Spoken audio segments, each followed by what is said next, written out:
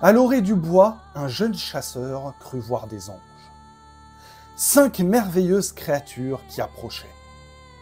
Le chasseur lança à terre ses 3 javelots et, tombé à genoux, récita les prières que sa mère lui avait enseignées. Amusés, les 5 chevaliers s'étaient arrêtés. Sous les rayons du soleil printanier, leurs armes étincelaient. L'un d'eux, s'adressant doucement au jeune garçon pour ne pas l'effaroucher davantage, lui demanda s'il avait vu passer des cavaliers et une demoiselle. Puis, il lui apprit qu'ils n'étaient pas des anges, mais seulement des chevaliers revenant de Cardwell, où résidait le roi Arthur. 3 jours plus tard, le jeune chasseur quittait sa mère. La pauvre femme, dont le mari et les 2 autres fils, tous chevaliers, étaient morts en combattant, avait élevé son dernier garçon loin de la chevalerie. Et voici qu'à son tour, il était saisi du désir de prendre les armes. Elle ne put que le regarder partir, après l'avoir rapidement instruit de ses devoirs. Quand il se retourna pour un dernier adieu à sa mère, il la vit effondrée comme morte sous le seuil du manoir. Mais il ne rebroussa pas chemin. Perceval le Gallois partit ainsi pour Cardwell. Il ne connaissait rien aux usages du monde. Apercevant une tente dressée dans un pré, il la prit pour un monastère et entra afin d'y prier, comme le lui avait recommandé sa mère. Il y trouva une demoiselle endormie, qu'il réveilla pour l'embrasser de force, puis il s'empara d'un anneau qu'elle portait au doigt. Sa mère lui avait dit de ne jamais refuser ni baiser ni anneau si une demoiselle les lui offrait. Mais le jeune homme était trop impatient pour suivre ses conseils. Parvenu au château du roi Arthur, il entra à cheval dans la grande salle, mais refusa de descendre de sa monture pour être armé chevalier, et exigea de porter les armes d'un chevalier vermeil qu'il avait croisé en arrivant. Comme cette folle attitude faisait rire une jeune fille restée triste depuis des années, que, jaloux, la gifla violemment. Puis il envoya Perceval chercher les armes du chevalier vermeil, s'il s'en croyait capable. Aussitôt Perceval sortit du château, rattrapa l'inconnu et l'étendit raide mort d'un coup de javelot dans l'œil. Dédaignant la chemise de soie et les éperons de sa victime, auxquels il préférait sa solide chemise de chanvre et son fouet, il se coiffa de son aume, s'empara de sa lance, de son épée et de son écu vermeil. Sans le savoir, il venait de tuer un ennemi du roi Arthur. Il quitta Cardwell, se promettant de venger la demoiselle giflée dès que l'occasion s'en présenterait. Par bonheur, Perceval rencontra bientôt un chevalier prud'homme, qui lui apprit le maniement de ses nouvelles armes, et fit de lui un chevalier accompli, en lui donnant d'utiles recommandations. Alors Perceval voulut aller revoir sa mère. En chemin, il aperçut un château sinistre, construit au bord de la mer. Intrigué, il y demanda l'hospitalité. Il fut reçu par une demoiselle d'une merveilleuse beauté, mais d'une grande tristesse. Depuis plusieurs mois, elle luttait contre son voisin, Clamadeux des îles, et seule une 50aine de chevaliers veillaient encore à tour de rôle pour la défendre. Le lendemain devait avoir lieu l'assaut final, et elle annonça à Perceval son intention de se rendre. « Mais, ajouta-t-elle, je me tuerai avant d'être livré à Clamadeux. » Impressionné par la beauté de la jeune femme, qui se prénommait Blanchefleur, Perceval jura qu'il lui viendrait en aide. Le lendemain, il provoqua Clamadeux en combat singulier et le fit prisonnier. Puis il envoya le chevalier captif à la cour du roi Arthur, avec mission de rappeler à Queue que Perceval avait toujours l'intention de venger la demoiselle giflée. Perceval serait bien resté en compagnie de Blanchefleur, qu'il aimait d'un tendre amour, mais il se souvint de sa mère et quitta son ami. L'hiver était venu. Une couche de neige épaisse recouvrait la terre. Perceval chevauchait solitaire quand il aperçut 3 gouttes de sang qu'une oie blessée par un faucon avait laissées sur la neige. Arrêtant son cheval, il se prit à songer à son amie Blanchefleur, à ses lèvres vermeilles, à la blancheur de son teint. Sagremort, le déréglé, un des chevaliers du roi Arthur, qui avait dressé son camp non loin de là, découvrit Perceval qui semblait sommeiller sur la lande enneigée, droit sur son cheval.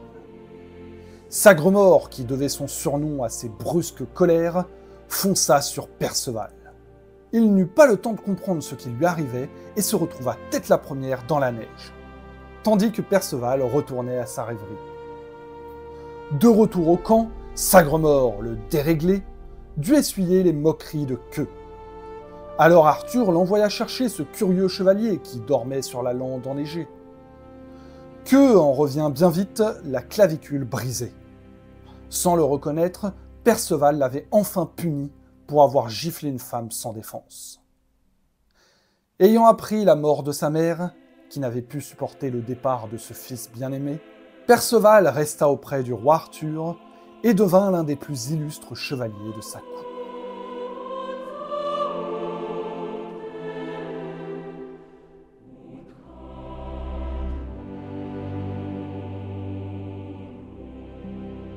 Un jour, Perceval avait été arrêté dans sa course par une rivière si large qu'il désespérait de la traverser.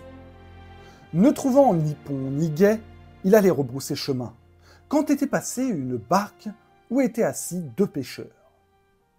Invitant Perceval à monter à bord, il l'avait conduit à un château bien caché au creux d'une forêt. « Ce château a pour nom Corbenic », avait dit un des 2 hommes. « J'en suis le roi. Mais blessé, je ne peux plus monter à cheval. Alors je me distrais en pêchant sur la rivière. » Ensuite, le roi pêcheur avait offert à Perceval un somptueux festin. À chacun des mets servis, une étrange procession traversait la pièce. Venait d'abord un valet, portant une lance brillante dont la pointe saignait, suivi de 2 garçons tenant à la main des chandeliers d'or fins. Puis, tandis qu'une forte lumière éclairait soudain la salle, entrait une demoiselle portant un vase en or pur, serti de pierres précieuses. Une seconde demoiselle fermait la marche tenant un plat d'argent. Sans mot dire, tous disparaissaient dans une autre pièce. Perceval, intrigué, n'avait cependant posé aucune question, sa mère lui ayant recommandé la plus grande discrétion en toutes circonstances. Le lendemain, à son lever, il avait trouvé le château désert, mais ses armes et son cheval prêts pour le départ. Il avait compris qu'il devait quitter ce lieu mystérieux.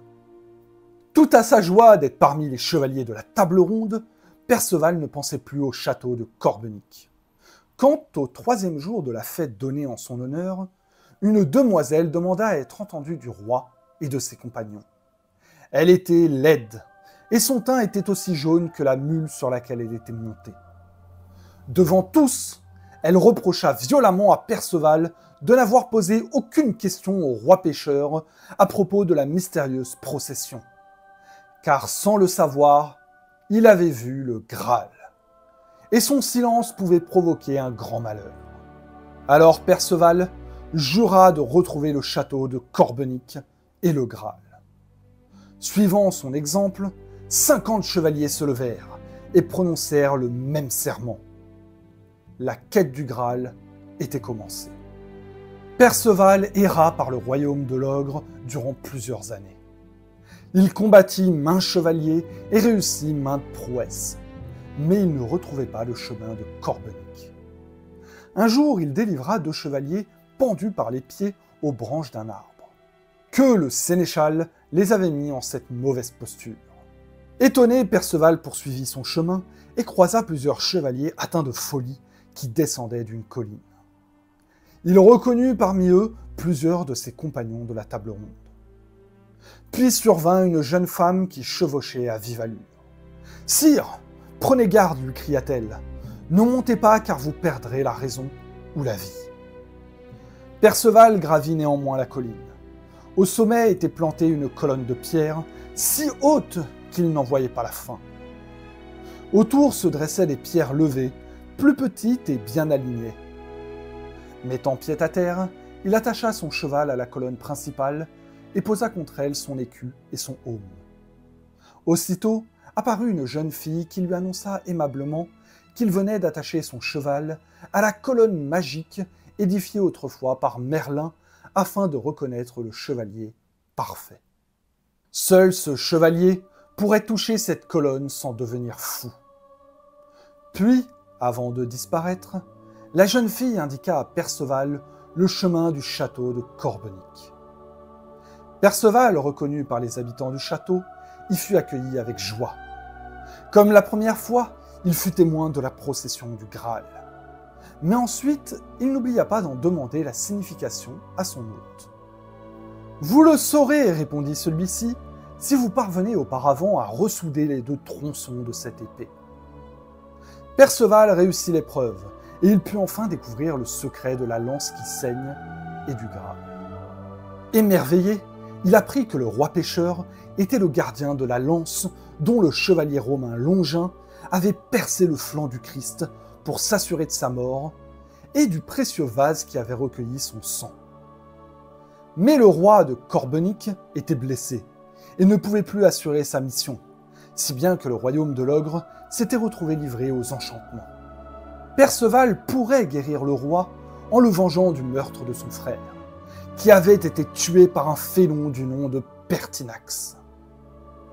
Perceval retrouva ce cruel chevalier et vint le provoquer dans son repère, le château de la Tour Rouge, où il avait déjà tué 400 chevaliers. Cette fois, Pertinax fut vaincu. Et au moment où Perceval lui coupait la tête, le roi pêcheur guérit. Quand il revint à Corbenic, Perceval apprit qu'il était le neveu du roi gardien du Graal et qu'il devrait lui succéder. De retour à Cardwell, Perceval raconta ses aventures au roi Arthur, sans trahir le secret du Graal. Et au moment de prendre place à la table ronde, demanda à occuper le siège périlleux. Arthur se sentit alors très triste, car il craignait de perdre Perceval, comme il avait déjà perdu 6 chevaliers qui avaient voulu s'y asseoir et qui avaient été aussitôt engloutis par la terre. Dans le plus grand silence, écartant ceux qui tentaient de lui barrer le passage, Perceval se dirigea vers le siège périlleux. Quand il y prit place, la terre se fendit et un gouffre apparut d'où surgirent, bien vivants, les 6 chevaliers autrefois engloutis. Puis la terre se referma sans que Perceval ait souffert le moins du monde. Perceval épousa son amie Blanchefleur et plus tard succéda au roi pêcheur. Mais il regrettait beaucoup sa vie aventureuse.